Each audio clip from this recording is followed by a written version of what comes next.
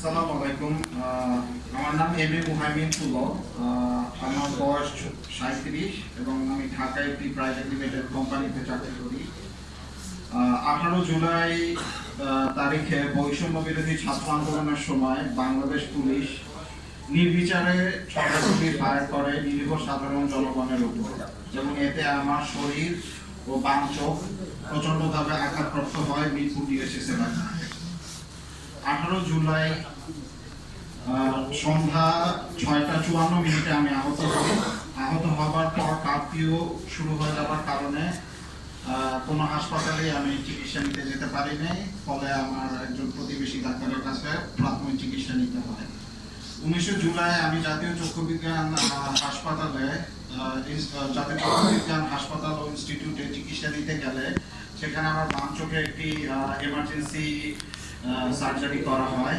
পরবর্তীতে ডাক্তারের কাছে ফলো চিকিৎসা নিতে গেলে বিভিন্ন পরীক্ষার মাধ্যমে জানা যায় আমার বাম চোখটি গুলিবিদ্ধ হয়ে গুরুতরভাবে ক্ষতিগ্রস্ত হয়েছে এবং চোখের ভিতরে মেটাল প্যালেট রয়েছে, যা বের করতে আরো কিছু অস্ত্রোপচার করতে হবে।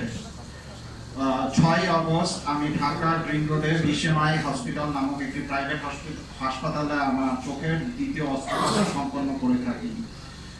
দ্বিতীয় অস্ত্রোপচারটি করার সময় আমার চোখে অনেকগুলো প্রসিডিওর করা হয়।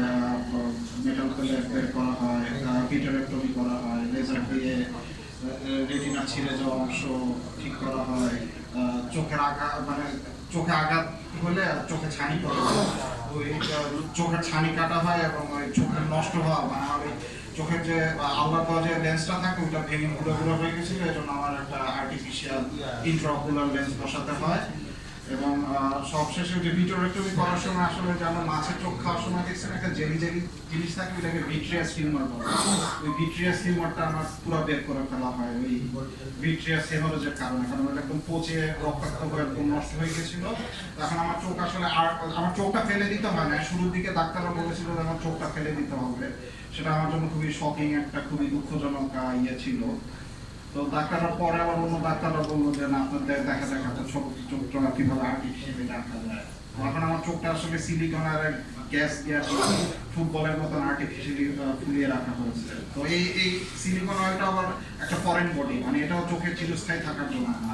তাহলে 15-16 মাস পর পর এই সিলিকন অয়েল বের করে আবার ঢুকাতে হবে, মানে যতদিন আর কি বেঁচে থাকতে হবে। তো আমি জানি না, আসলে ডাক্তারও জানে না আসলে আমাদের এই যে আইয়ের ইনজুরি যে এই কেসগুলো আসলে ডাক্তারদের কাছে নতুন। ডাক্তাররাও এগুলোর ভবিষ্যৎ সম্পর্কে বাংলাদেশের ডাক্তাররা আমি তুলনামূলকভাবে দেখলাম যে ভালো নলেজ রাখে, কিন্তু এমনি আমি বিদেশেরও অনেক ডাক্তারদের সাথে কথা বলে দেখেছি, তারা আসলে তেমন নলেজেবল না। কাশ্মীরের ডাক্তাররা আর ওই ইজিপ্টে একটা হাসপাতাল আছে, তারা দীর্ঘদিন ধরে এই ধরনের কেস হ্যান্ডেল করতেছে প্রায় 2010 সাল থেকে। তো দেশে ও বিদেশের বিভিন্ন ডাক্তাররা আমার চোখ বাংলাদেশে আসছিল, সিঙ্গাপুর থেকে একটা টিম, তারা এসে বলছিল যে আমার এই চোখের দৃষ্টি আর কোনোদিনও ফিরে পাওয়া সম্ভব না, কারণ চোখের রেটিনা একবার নষ্ট হয়ে গেলে এটা ঠিক করা যায় না।